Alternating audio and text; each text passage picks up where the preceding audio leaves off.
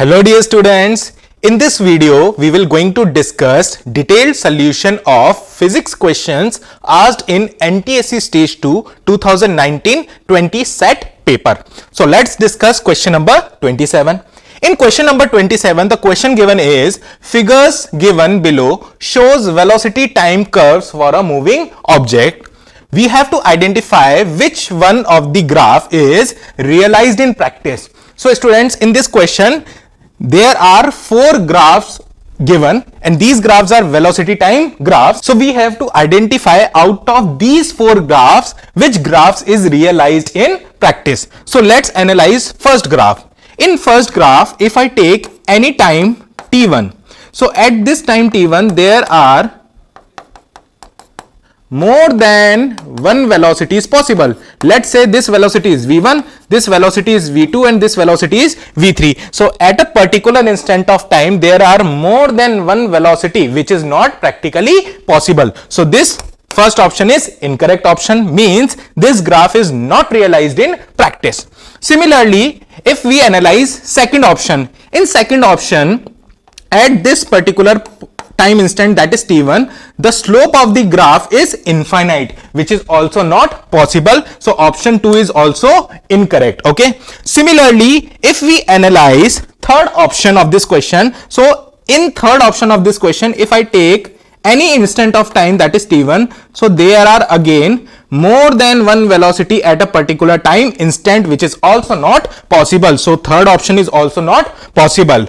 But if we analyze fourth option of this question, so from according to fourth option of this question, or the graph, velocity time graph given in fourth option is, if we analyze this graph, then velocity increases as the time increases and reaches to the maximum value. Let's say this value is v1, then after time increases and velocity decreases, then at this point of time, if I take this time t1, then velocity will become 0. Then as the time increases from the t1, the velocity will increases but in negative direction, or I can say velocity increases with negative sign, then velocity decreases, and again at this instant of time, that is if I take this instant of time as t2, then again velocity will become 0. Then when if time will increases with t2, then velocity again increases. So this graph is realized in practice. So our correct option is option number 4. So students, as we had discussed question number 27, students, now we will going to discuss question number 28. So read carefully question number 28, because this question is a very important question. So this question is, two balls A and B are released towards point W from point X and point Z respectively on a perfectly smooth track as shown in the figure. This is the figure of this question. The ball move along the track without losing its contacts. The ball, while moving along this track, does not lose its contact. What will be the ratio of their speeds, that is VA divided by VB at point W? So students, let's understand what this question states. So according to this question, there is a ball A which is released from point X. Okay. Now it is moving in this track and reaches to point W with the speed VA. Similarly, there is another ball. That is ball B, which is start moving from point Z and reaches to point W with speed VB, and we have to find the ratio of the speed, that is VA and VB. VA is the speed of ball A at point W and VB is the speed of ball B at point W. Okay, ball A is start its journey of motion from point X and ball B starts its journey of motion at point Z. So when we read this question carefully, we come to a conclusion that for ball A, which is released from point X and reaches to point W with speed VA, because the track is perfectly smooth. Students, the track is perfectly smooth. So the conservation of mechanical energy at both points we can easily apply, means the sum of the kinetic energy and potential energy of ball A at point X is equals to the sum of the kinetic energy and potential energy at point W, means I can say that for ball A, the mechanical energy at point X is equals to the mechanical energy at point W. Similarly, in the same fashion, I can say about for ball B also. For ball B, the mechanical energy at point Z is equals to the mechanical energy at point W, means the sum of the kinetic energy and potential energy of ball B at point Z is equals to the sum of the kinetic energy and potential energy at point W. Okay students, similarly when ball B starts its motion from point Z and moves to the point W, and as we can see that point W is at the less height as compared to the point Z. So at point Z, because the ball is released, so initial speed of the ball B at point Z is 0. So the kinetic energy of ball B at point Z is equals to 0. So at point Z, which energy, or I can say which type of mechanical energy possessed by this ball B? Yes, it is potential energy. So at point Z, ball B only has potential energy, and when it moves from point Z to point W, it loses its potential energy, and the amount of the loss of potential energy is equals to the kinetic energy gained by the ball B at point W. Similarly, I can say about for ball A also. For ball A, it starts or it is released from point X and reaches to the point W. So because the track is perfectly smooth, so conservation of mechanical energy we can easily apply here, which is nothing but the total mechanical energy of ball A at point X is equals to the total mechanical energy of ball A at W point, which means that the sum of the kinetic energy and potential energy at point X is equals to the sum of the kinetic energy and potential energy of ball A at point W. And because this ball A is released from point X, so the kinetic energy of ball A at point X, okay, is equals to what? 0. So we can also state that at point X, ball A only contains potential energy. So the sum of the kinetic energy and potential energy at point X is equals to the sum of the kinetic energy and potential energy possessed by the ball A at W point. So students, now we start solve these equations. Okay, so first I am talking about for ball A. For ball A, ball A is released from point X and it reaches to the point W and acquires speed VA. At point X, the speed possessed by the ball A is 0. So I can say the kinetic energy gained by this ball A at point X is equals to the loss in potential energy.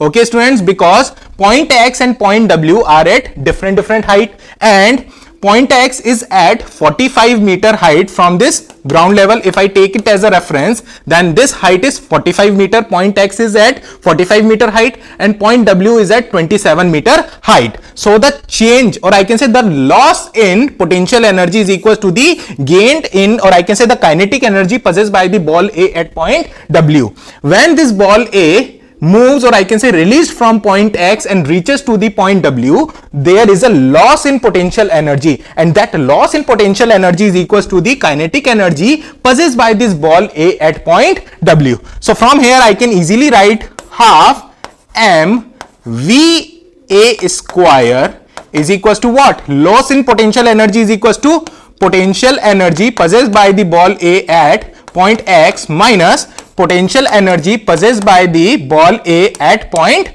W, which can be easily written as half mVA square is equals to what? Potential energy at X is equals to what? mg hx minus potential energy possessed by the ball A, not ball B, at point W, which is equals to mg hw. Okay, so I can easily write half mVA square is equals to what? If I take mg common, then it comes out to be as mhx minus hw. So as we can see from the diagram that hx is equals to 45 meter and hw is equals to what? 27 meter. Okay, so we will put the value of hx and hw from the given diagram. So mg hx is nothing but 45 and hw is nothing but 27.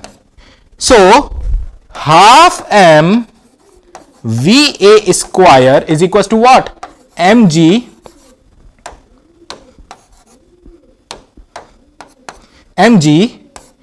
45 minus 27 is nothing but 18, and I will take this as equation number 1. Okay, so students, now I am going to use same concept for ball B also. Okay, so for ball B, now I am again going to write same equations as the kinetic energy possessed by the ball B at point X is equals to loss in potential energy. Okay, ball B is released from point Z. Ball B is released from point Z, and at point W it acquires speed Vb. Okay, so the height of ball B at point Z we taken as hz, and the height of the ball B at W is taken as hw. Okay, students. So again I can write that for ball B, the loss in potential energy is equals to the kinetic energy possessed by the ball B at point W. Okay, at point W.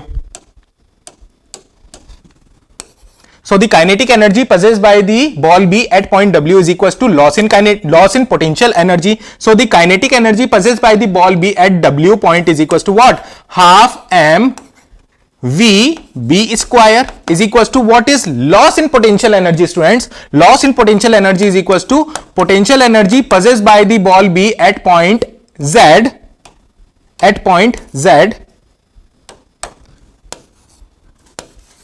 minus potential energy possessed by the ball B at point W. Okay, so we can easily write half m vb square is equals to what? Potential energy possessed by the ball B at point Z is equals to mg h, height of the ball B at point Z is hz, minus potential energy possessed by the ball at point W is mg hw, where hw is the height of the ball B at point W from this reference level, that is ground. Okay, so half m vb square is equals to what?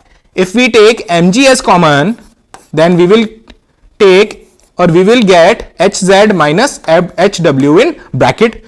Now we will write down the values of hz and hw. The value of hz is 35 and value of hw is nothing but 27.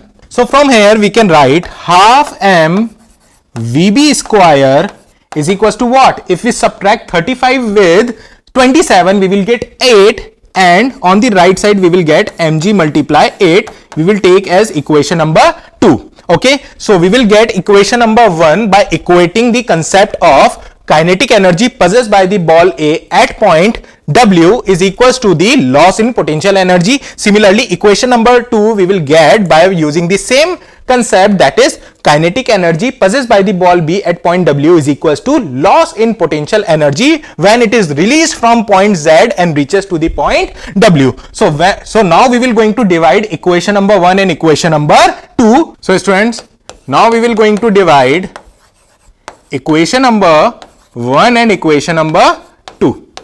By dividing equation number 1 and equation number 2, we will get on the left side half m va square is equals to half m vb square, which is equals to, on the right side we will get mg 18 divided by mg multiplied with 8.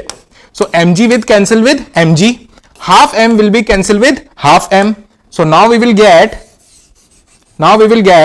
va square divided by vb square, va square divided by vb square is equals to what? 18 divided by 8.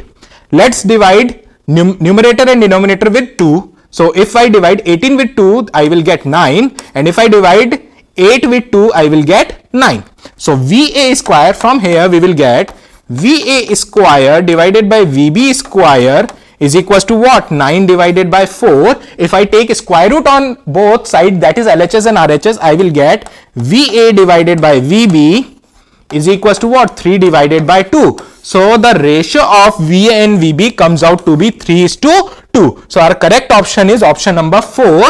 So question number 8, for question number 28, the correct option is option number 4, that is 3 divided by 2. So students, now we will going to discuss question number 29. So according to question number 29, a marble P of mass M lies at rest on the edge of a perfectly horizontal surface of a table of height h. Students, as you can see in this diagram, there is a marble P which is present at rest at the edge of this horizontal surface of the table, which is at height small h. Okay students. Similarly, as shown in the figure, a second identical marble Q having same mass moving with a speed u strikes it perfectly elastic. So students, there is an identical marble that is named as marble Q.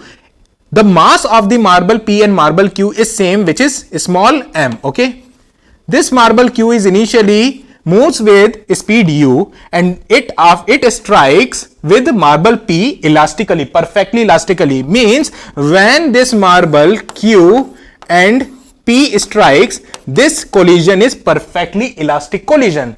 So when the collision of the two identical masses is perfectly elastic, then the velocity will get interchanged. Means before collision, the velocity of mass Q will get acquired by the marble P after perfectly elastic collision, because these two masses are identical masses. They both have same mass, that is small m, and the collision is perfectly elastic. So before collision, the speed acquired by the, or I can say the speed of the marble Q, that is u, is acquired by the marble P after collision. So after collision, the speed of marble B is small u. So the correct option is option number 3. Okay, so this is one of the way to find the answer of this question, but there is another way to find the answer of this question, which is the calculative way. So students, let us suppose this is marble Q initially moving with u velocity, or I can say speed, and this is marble P which is initially at rest. Okay, so if I consider this velocity as u1 and the velocity of marble P as u2, which is equals to 0, after collision, this collision is perfectly what? Perfectly elastic collision. Okay, so the collision of marble P and marble Q is perfectly elastic, and these marbles have same mass. These are the identical marbles. So after collision, marble Q will acquire velocity v1 and marble P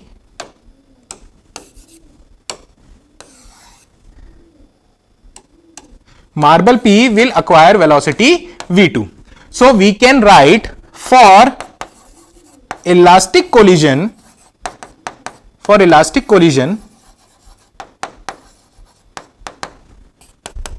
the value of E is equals to 1, and we can write the formula of E, that is equals to E is equals to v2 minus v1 divided by u1 minus u2, which is nothing but velocity of separation to the velocity of approach. Okay, velocity of approach. So this is the ratio of E is equals to v2 minus v1 is nothing but the velocity of separation divided by u1 minus u2, which is nothing but velocity of approach. And from the given information here, we can easily write the value of E, because it is an elastic collision. So we can write E is equals to 1, and here v2 minus v1 divided by the value of u1, according to the question it is u, and the value of u2 according to question it is 0, because initially marble P is at rest and marble Q is moving with u speed. Okay, so from here we can easily write 1 is equals to v2 minus v1 divided by u. So if I cross multiply both u and 1, or if I multiply 1 with the u, then I will get the equation u is equals to v2 minus v1. I will take this as equation number 1. Okay. Now, because we also know that when the collision happens, momentum will also remains conserved. So I can write the momentum of system. In this system, this is a system of marble P and marble Q. Okay. So momentum of the system before collision is equals to momentum of system, and it is what system? It is a system of marble P and marble Q. Okay. Momentum of system after collision. So if I take initial momentum, or I can say momentum of the system before collision as Pi, then I will write momentum of system after collision as Pf. Okay. I will take initial momentum, or I can say momentum before collision of the system Pi, and after collision it is Pf. And we can easily write initial momentum can be written as m1 u1, or I can say m1 u1 plus m2 u2 is equals to final momentum can be written as m1 v1 plus m2 v2. Now, because marble P and marble Q are identical marbles, so we can write m1 is equals to m2 is equals to small m. Okay. Similarly, the value of u1 is, according to the given condition, u1 is equals to u, and u2 is equals to what? u2 is equals to 0, because before collision marble Q is at rest. Okay. So I can write mu plus m multiply 0 is equals to what? m v1 plus m v2. So from here I can write mu is equals to what? If I take m as common, then I will get v1 plus v2. So m will cancel with m, then I will get u is equals to v1 plus v2. Okay students, this is equation number 2. Okay students, now if we equate equation number 1 and equation number 2, or if I will write the value of u from equation number 1, then I will get, from equation number 1 and 2, I will get v2 minus v1 is equals to what? v1 plus v2. Okay students, by solving this equation I will get v2 will be cancel out with v2, then I will get 2v1 is equals to 0, so I will get v1 is equals to 0. So the value of v1, by solving equation 1 and 2, I will get v1 is equals to 0. So by putting the value of v1 on equation number 1, I will get u is equals to v2. So the speed of marble Q after collision is equals to the speed of marble P before collision, which I had already discussed that if identical masses are collide elastically, then their speed will get interchange. Okay. So the correct option is what? Correct option is option number 3 of question number 29. So students, now we will going to discuss question number 30. So students, question number 30 is a block floats with its fraction Ne inside water when immersed in a beaker containing water and capped on the earth. So students, if I take a block and immerse it in water which is present in a beaker like this, then the fraction of the block which is inside immersed in the water is Ne according to the question. Okay, according to the information given in the question. Okay, Ne. Okay, so if the beaker along with the block is shifted to the surface of the moon, if I take this whole system, or I can say if I shift this whole system on the surface of the moon, okay, so what change occur? According to question, the fraction of this block immersed in the water is now Nm. Okay, this condition is on moon and this condition is on earth.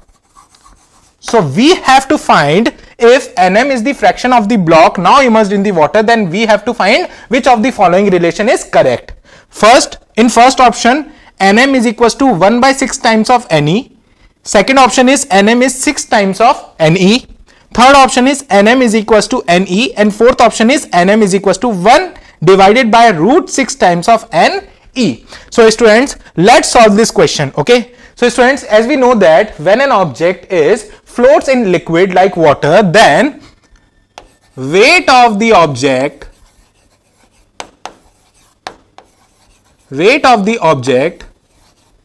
is equals to the buoyant force acting on the object. Okay.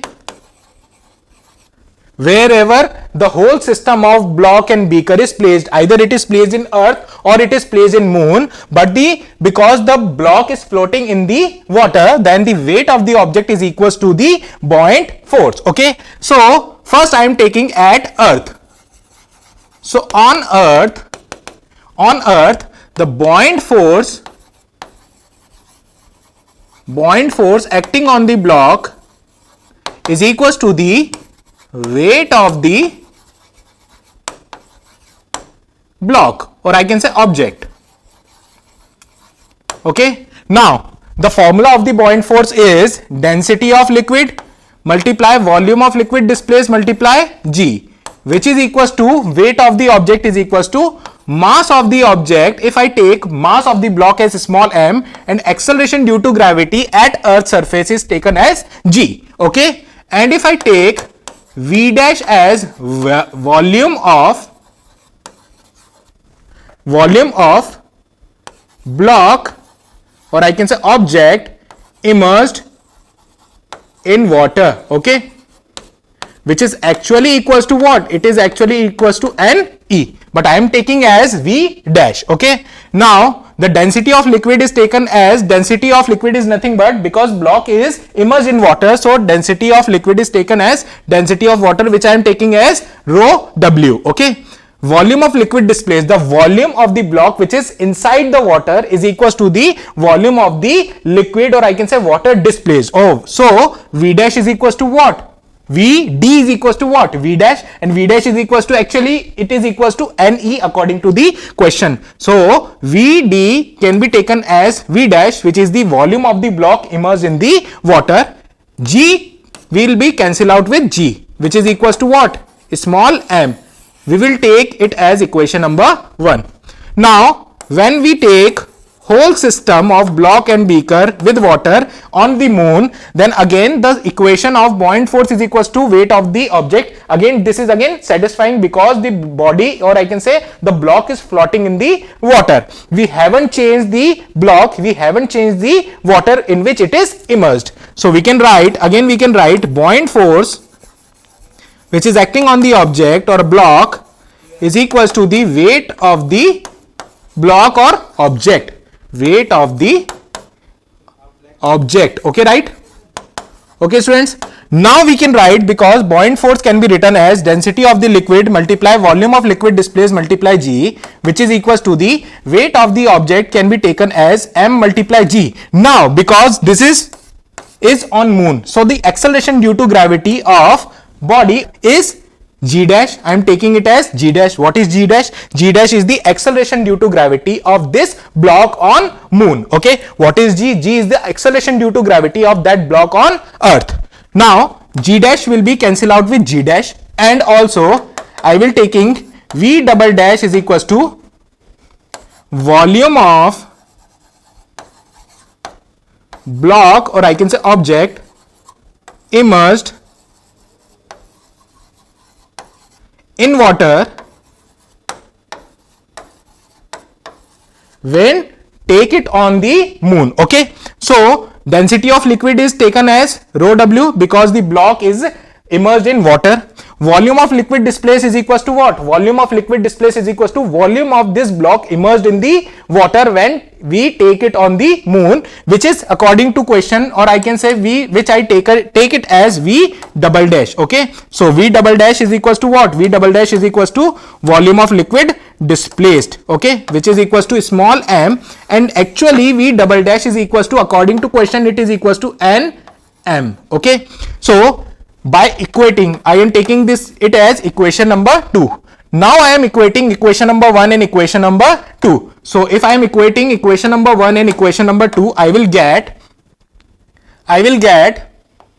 density of water multiply V dash is equals to density of water multiply V double dash. So rho W will be cancelled out with rho W. So I will get V dash is equals to V double dash. Now according to the question, V dash is equals to what? NE, and V double dash is equals to what? NM. So I can write NE is equals to what? NM. Okay. So from here we will get the relation that NM is equals to what? NM is equals to NE. So the correct option of question number 30 is option number 3, that is NM is equals to NE. So students, now we will going to discuss question number 31. So question number 31 is the weight of an object on a planet is 0.25 times of its weight on the earth. Okay. A pendulum clock that ticks once every second on earth is taken to the planet. On that planet, the clock will tick once in every. First option 1 second, second option 2 second, third option is 3 second, and fourth option is 4 second. So students, read the question carefully.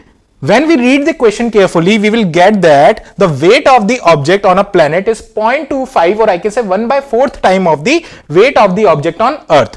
So student, if I take the mass of the object as m is nothing but the mass of object. Okay. And if I take g is equals to, g is nothing but acceleration due to gravity,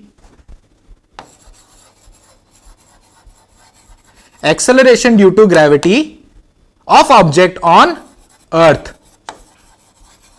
Similarly, if I take g dash as acceleration due to gravity of object on planet. Okay.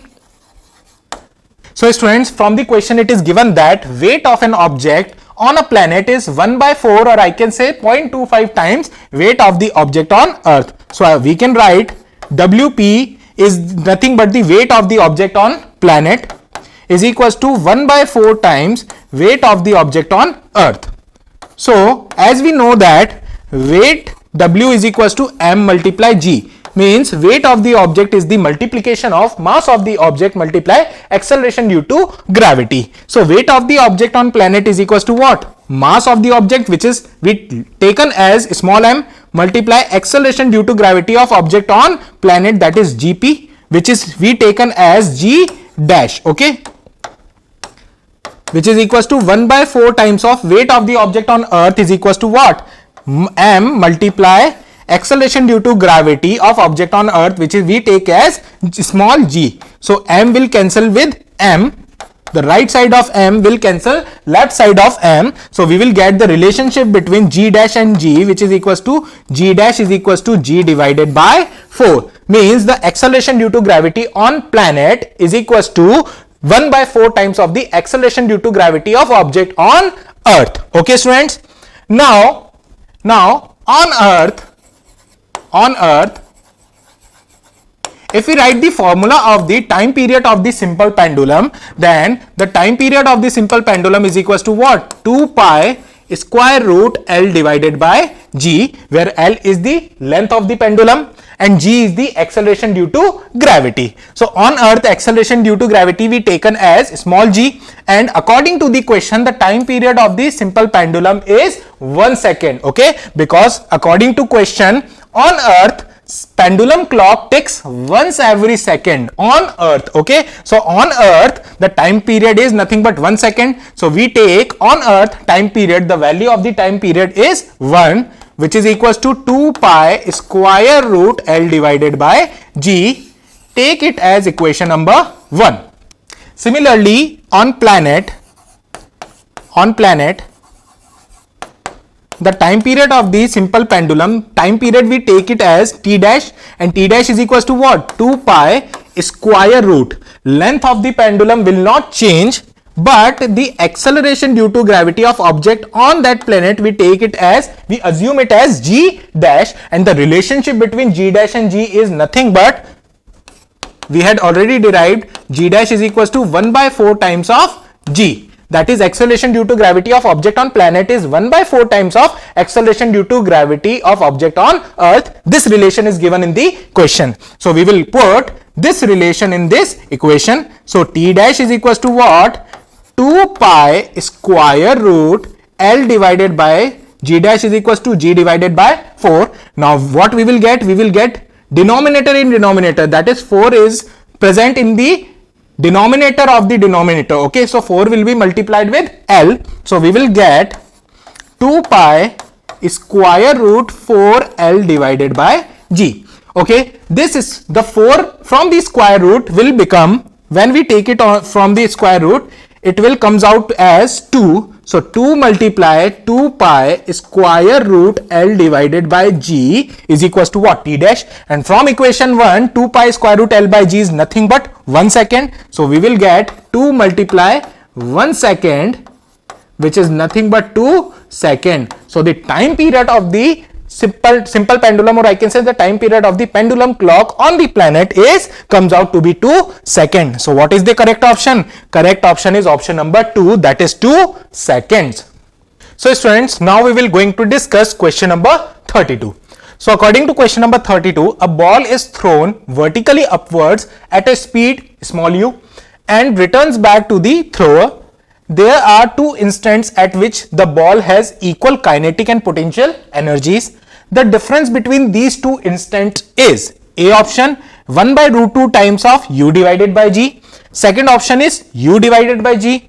Third option is root 2 times of u divided by g, and fourth option is 2 times u divided by g. So let's understand what this question states. So according to this question, a ball is thrown from the ground with initial speed u. If I take this point as initial point as point A, this ball will go to the maximum height, which is point B, and after attaining the maximum height, the speed will become 0 and it will retrace its path and reaches to the thrower again. Okay, so what the concept we have to understand in this situation is, at the initial point, that is at point A, if I take this ground as reference level, okay, if I take this as reference, so the potential energy at point A is 0, and so the at initial condition the body must possess, or ball must possess, kinetic energy. Now as the ball move upward, the speed of the ball decreases because the motion of this ball is opposite to the acceleration due to gravity, because acceleration due to gravity is downward direction and motion of this ball is in upward direction, which is opposite to the direction of acceleration. So the speed of the ball will decreases continuously. So the speed of this ball will decreases, so the kinetic energy will decreases as it will move upward. So the decrease in the kinetic energy is equal to the potential energy gained by the ball. So at a particular instant, that is if I take this as point C, at point C the kinetic energy possessed by the body is equals to the potential energy possessed by the body according to the question.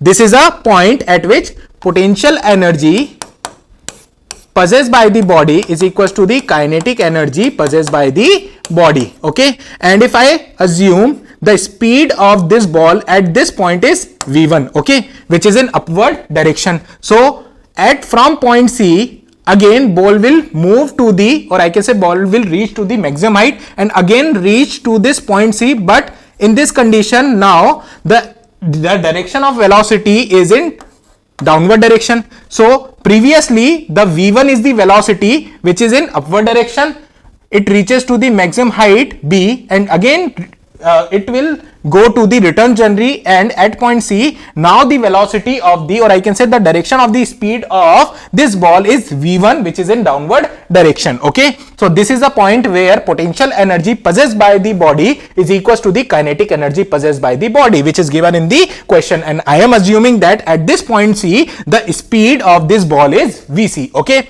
so because when we throw this ball, then the motion of this ball is under the influence of gravity, so I can apply conservation of momentum. Okay, so according to conservation of momentum, the mechanical energy possessed by the body, or I can say the mechanical energy possessed by the body when it is under the influence of motion, or I can say under the influence of gravity, means this body is exhibiting free fall. Okay, so this body is moving under the influence of gravity. So the mechanical energy at point A is equals to the mechanical energy possessed by the ball at point C. So I can write the mechanical energy possessed by the body at point A is equals to, or possessed by the ball at point A is equals to mechanical energy possessed by the ball at point C.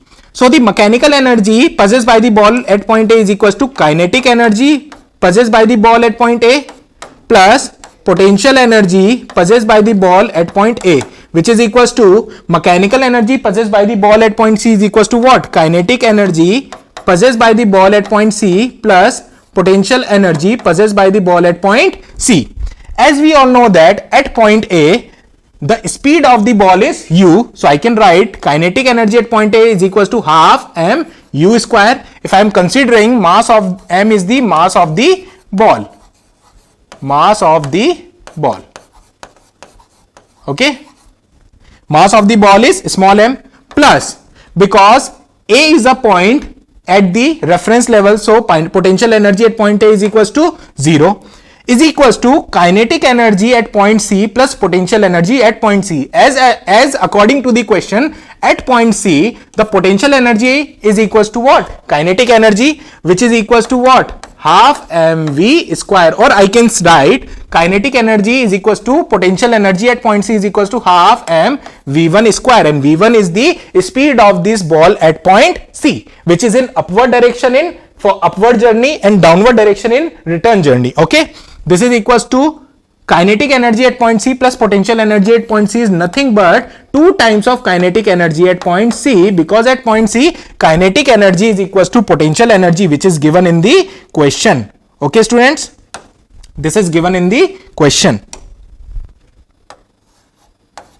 So by solving this, on the left hand side, half mu square is equals to what? 2 times of kinetic energy possessed by the body at point C. So 2 multiply kinetic energy possessed by the ball at point C is equals to what? Half mv1 square. This is equals to half mv1 square. Half, the right side half will cancel out with left side half, and left side m will cancel out right side m. So we will get u square is equals to 2v1 square. So from here we will get u square divided by 2 is equals to v1 square. If I take square root on both the sides, then I will get v1 is equals to u divided by root 2. So the relationship between speed of the ball at point C, where the potential energy and kinetic energy possessed by the body is equals to the 1 by root 2 times of the speed at which it is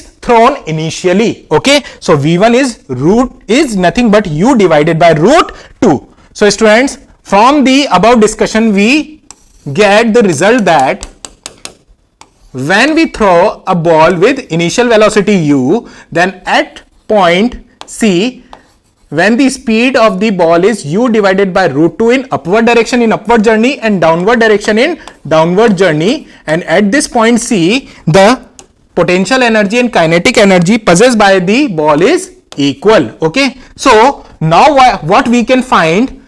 So now we are assuming that from the upward journey, this is initial A point. In upward journey, if time taken by the ball to move from A to C is t1.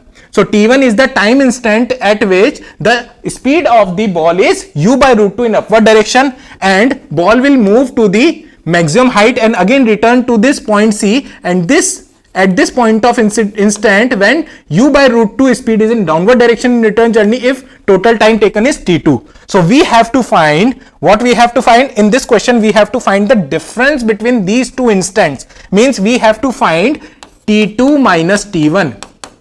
t2 is the speed, or t2 is nothing but the speed, t2 is the time instant when the speed of the ball is in u by root 2 in downward direction, and t1 is the time instant of the ball when u by root 2 speed is in upward direction. Okay, and this u by root 2 is at point C, and this point C is a point where potential energy and kinetic energy possessed by the ball is equal. So students, we have to find T2 minus T1. So first I am doing the calculation at time instant T1. Okay, so T1 is the time instant when the velocity u by root 2 is in upward direction. So I am using first equation of motion, that is v is equals to u plus at.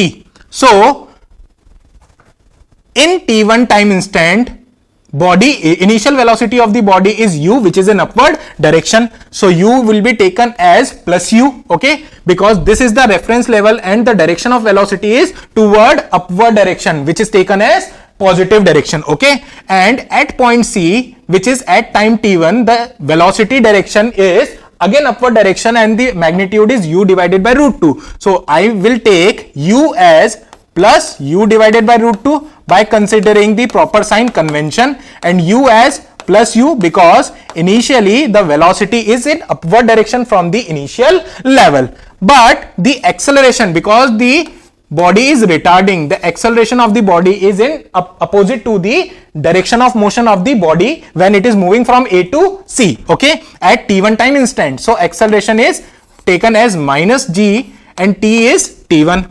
So by solving this, I will get u divided by root 2 is equals to u minus g T1. Now I will take minus g T1 on left hand side and u by root 2 on right hand side. So by changing the side, the signs of the values will get changed, or signs of the gt1 and u by root 2 will change. So minus sign will become positive sign and positive sign will become negative sign. So I will get gt1 on left hand side and u minus u by root 2 on right hand side. So from here I will get T1 is equals to u minus u divided by root 2 whole divided by g is equals to T1. This I will take as equation number 1. Okay students, similarly the same calculation I will do for T2. So for T2 time instant, when I will use the same first equation of motion, that is v is equals to u plus at. So final velocity, now in this condition what changes? Acceleration should be taken as minus g, time will become T2, but the change occur is in v, because when time instant is T2, now the direction of speed is in downward direction, which is in downward direction. So we must have to take u by root 2 with negative sign when we will talk about T2 time instant, okay. So for T2 time instant, I will get T2 is equals to u plus u divided by root 2 whole divided by g, okay. So T2 is equals to u plus u by root 2 divided by g, and T1 is equals to u minus u by root 2 whole divided by g, and I have to find T2 minus T1. So students, T2 minus T1 is equals to what? From the above calculation, if I take this as equation number 2, I will write the value of equation number 2 and equation number 1 in this above equation, that is T2 is equals to u plus u divided by root 2 whole divided by g minus u divided by root 2 whole divided by g. This is the value of T2 from equation 1 and this is the value of T1 from equation 1, okay. By solving this, if I take root 2 as a LCM, then root 2u plus u I will get on the numerator side, whole divided by g, subtract with u multiply root 2 minus u whole divided by root 2 whole divided by g, okay. By solving this, I will get root 2u plus u whole divided by root 2g subtract with root 2u minus u divided by root 2g, okay students. Now before bracket there is a negative sign, so when I open this bracket, then internal sign will get changed, plus will become minus and minus will become plus. So this will comes out to be root 2u plus u whole divided by root 2g, plus will become minus, that is minus root 2u whole divided by root 2g plus u, okay. If I take the LCM in this condition, then I will get root 2g, then I will get on numerator root 2u plus u minus root 2u plus u, okay. Minus root 2u will cancel out with plus root 2u, and u plus u is nothing but 2u divided by in denominator we will get root 2 g. Okay, now I will take 2 as 2 is nothing but the multiplication of root 2 multiply root 2 u as it is, root 2 g is on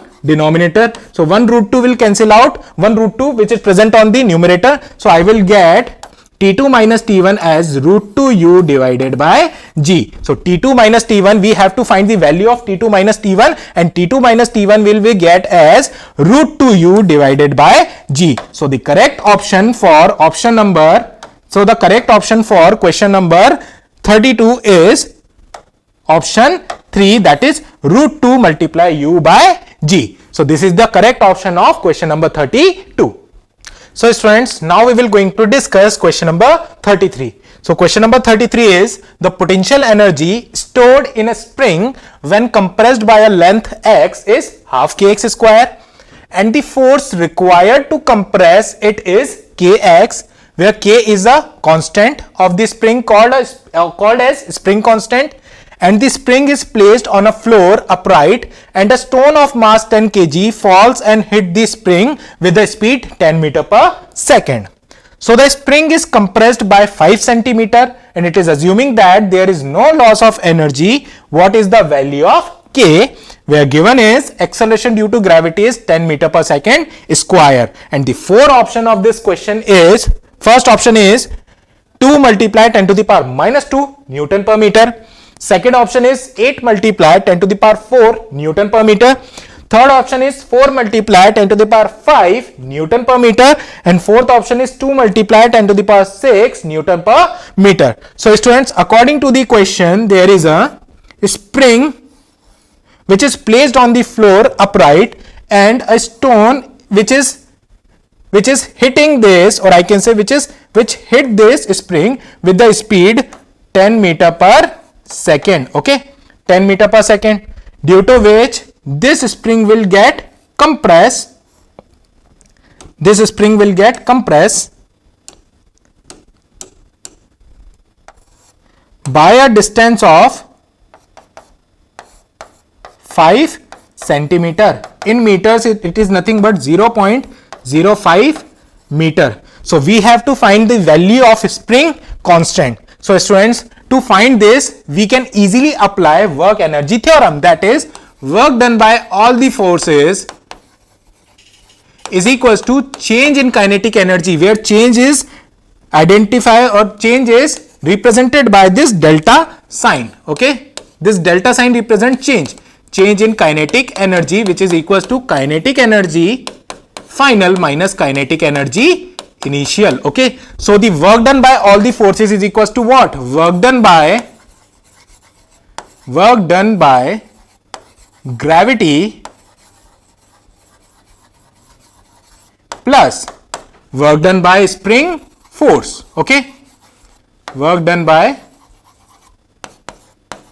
spring force, which is equals to final kinetic energy. Finally the stone will come to the rest, so final kinetic energy is 0 minus initial kinetic energy, which is half mu square, where value of u given in the question it is 10 meter per second. So work done by gravity is mgx, where value of x is nothing but 5 centimeter, which is equals to 0.05 meter, plus work done by spring force is nothing but minus half kx square.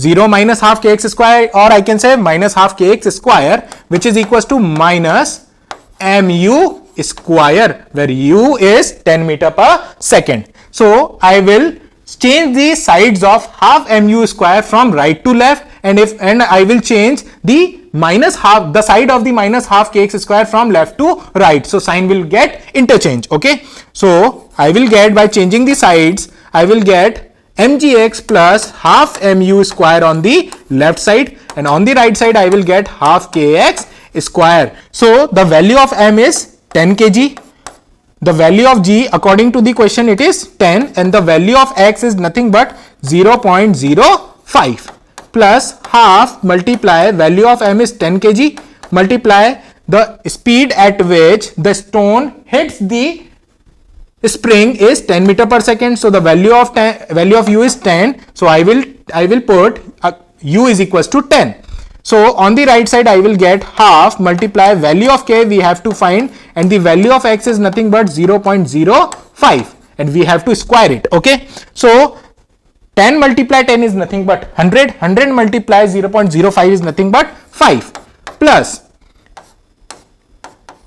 2 cancel 10 by 5. So 5 multiply 10 square is nothing but 500, which is equals to half multiply k multiply 0.5 square. 0.05 square is nothing but 25 multiply 10 to the power minus 4. 25 multiply 10 to the power minus 4. So on the left hand side I will get 505 is equals to half multiply k multiply 25 multiply 10 to the power minus 4.